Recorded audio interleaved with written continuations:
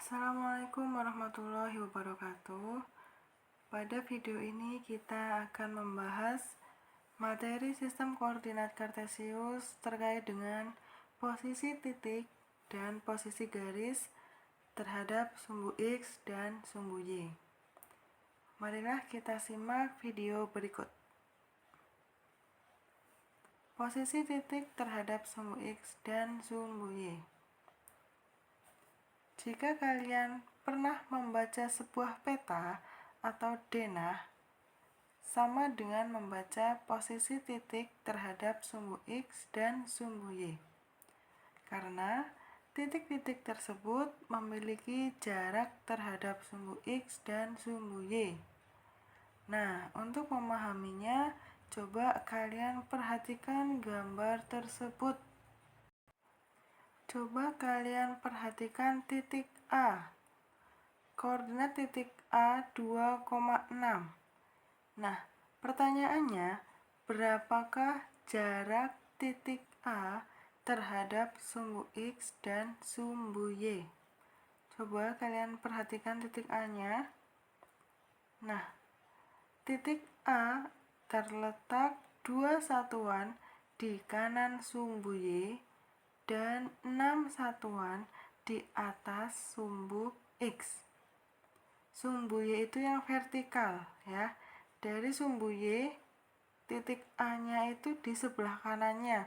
Di sebelah kanan sumbu Y, 2 satuan. Kemudian sumbu X-nya itu yang horizontal. Nah, titik A itu berada di atas sumbu X. Dari sumbu X ke titik A berapa satuan? Kalian hitung kotaknya, ada 6. Berarti jarak titik A terhadap sumbu X itu 6 satuan di atas sumbu X. Selanjutnya kalian lihat titik B. Nah, jarak titik B terhadap sumbu X dan sumbu Y. Titik B terletak 2 satuan di kanan sumbu Y. Nah, jarak terhadap sumbu X-nya bagaimana? Karena titik B terletak pada sumbu X, maka jarak titik B terhadap sumbu X adalah 0. Selanjutnya, kalian perhatikan titik C. Titik koordinat titik C negatif 2,3.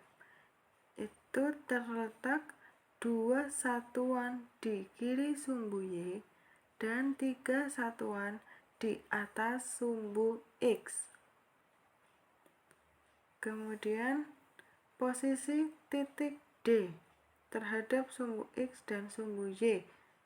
Titik D terletak 2 satuan di atas sumbu X. Maaf, ini bukan 2 ya. Bukan 2 satuan, tapi 4 satuan. 4. Titik D, koordinat titik D 0,4. Berarti titik D itu terletak 4 satuan di atas sumbu X dan terletak di sumbu Y, maka jarak terhadap sumbu Y-nya adalah 0. Selanjutnya titik E. Titik E terletak 5 satuan di kiri sumbu Y. Titik F. Titik F terletak 5 satuan di kiri sumbu Y dan 3 satuan di bawah sumbu X. Kemudian titik G. Titik G terletak 5 satuan di kanan sumbu Y dan 4 satuan di bawah sumbu X. Dan titik H terletak 5 satuan di bawah sumbu X. Coba kalian perhatikan titik-titik yang berada di sebelah kanan sumbu Y, maka nilai X-nya atau nilai absisnya positif. Kalian perhatikan titik mana saja yang berada di sebelah kanan sumbu Y, yaitu titik A, B, dan G. Selanjutnya, titik-titik yang berada di sebelah kiri sumbu Y, maka nilai X-nya atau absisnya negatif. Jadi, titik-titik yang berada di sebelah kiri sumbu Y, yaitu titik C, titik E, dan titik F. Yang selanjutnya, titik-titik yang berada di sebelah atas sumbu X, maka nilai Y-nya atau ordinatnya positif.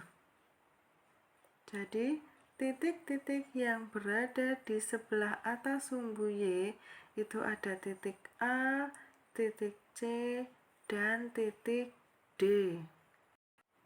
Kemudian untuk titik-titik yang berada di sebelah bawah sumbu X, maka nilai Y-nya atau ordinatnya negatif. Jadi, titik-titik yang di bawah sumbu X itu ada titik F, ada titik G, dan ada juga titik H. Nah, kemudian ciri-ciri titik yang berada pada sumbu X adalah ordinatnya atau nilai Y-nya itu 0. Nah, jadi titik yang berada pada sumbu X itu ada titik B dan titik E. Kalian lihat titik B dan titik E, di situ nilai Y-nya sama dengan 0. Kemudian, ciri titik yang berada pada sumbu Y, maka nilai X-nya atau absisnya sama dengan 0.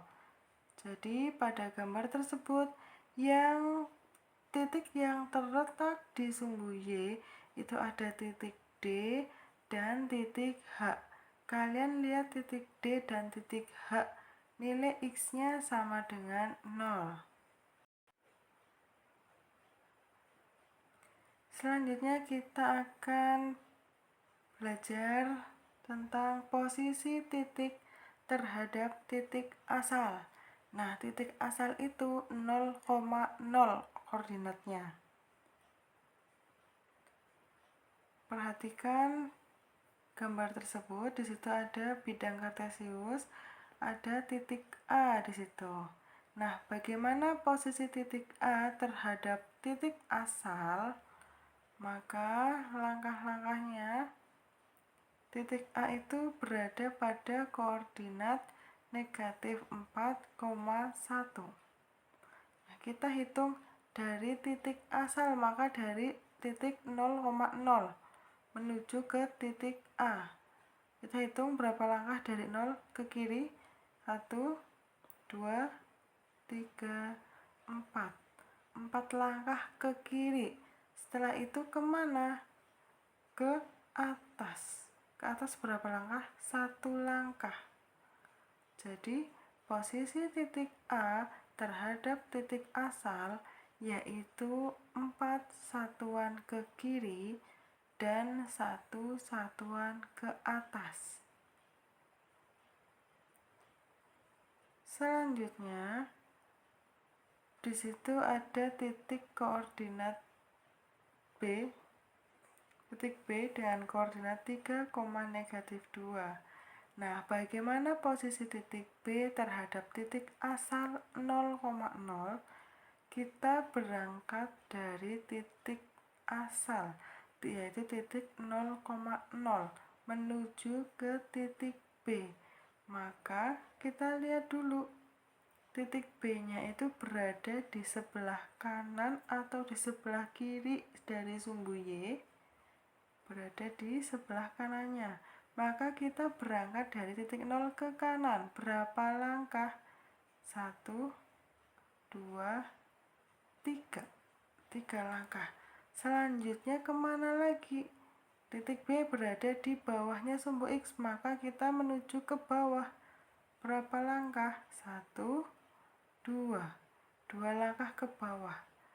Jadi posisi titik B terhadap titik asal yaitu 3 satuan ke kanan dan 2 satuan ke bawah.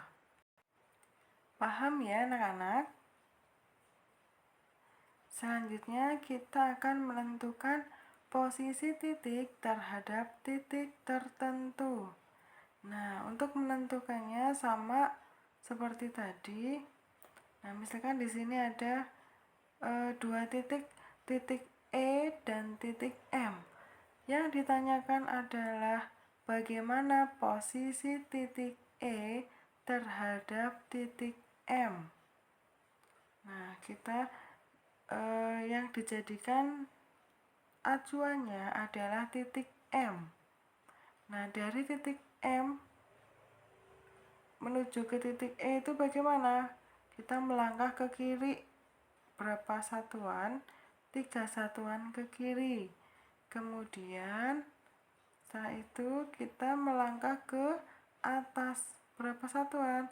1 satuan. Nah, jadi posisi titik E terhadap titik M yaitu 3 satuan ke kiri dan 1 satuan ke atas.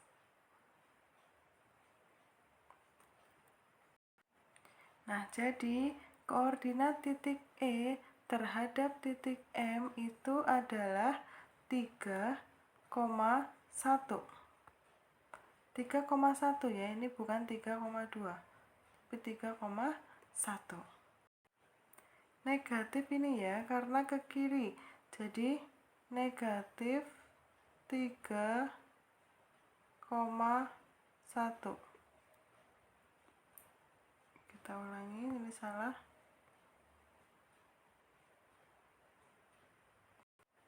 Koordinat titik E terhadap titik M yang benar adalah negatif 3,1. Kenapa negatif 3?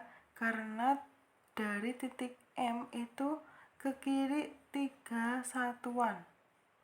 3 satuan ke kiri, lalu 1 satuan ke atas. Kalau ke kiri tandanya negatif, kalau ke atas tandanya positif. Maka koordinat titik E terhadap titik M adalah negatif 3,1.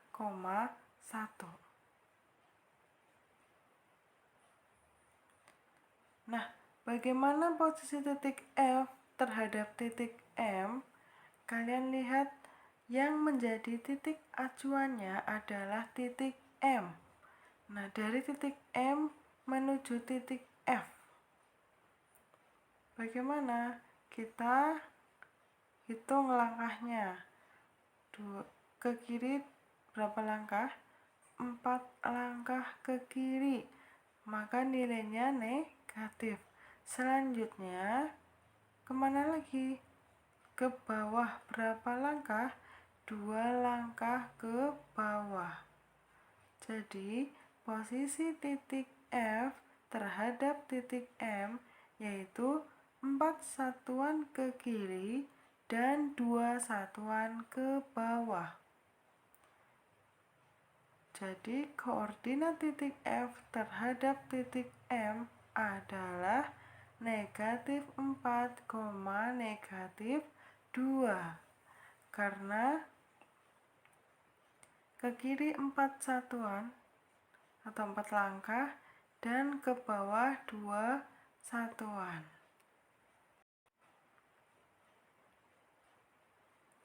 Nah, selanjutnya di sini menentukan posisi garis terhadap sumbu X dan sumbu Y.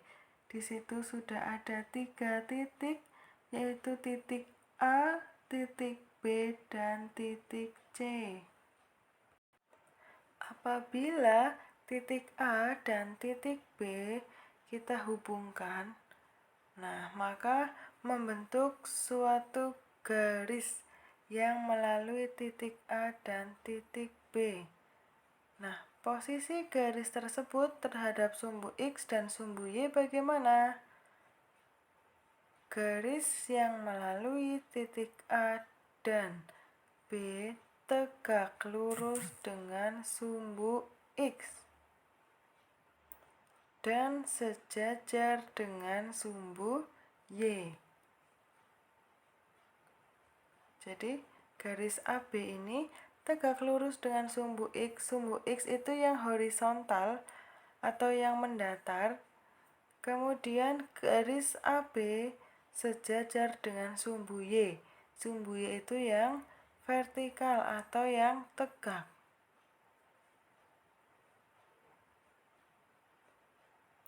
Selanjutnya, apabila titik A dan titik C dihubungkan suatu garis, maka garis yang melalui titik A dan titik C ini posisinya terhadap sumbu X dan sumbu Y yaitu sejajar dengan sumbu X dan tegak lurus dengan sumbu Y.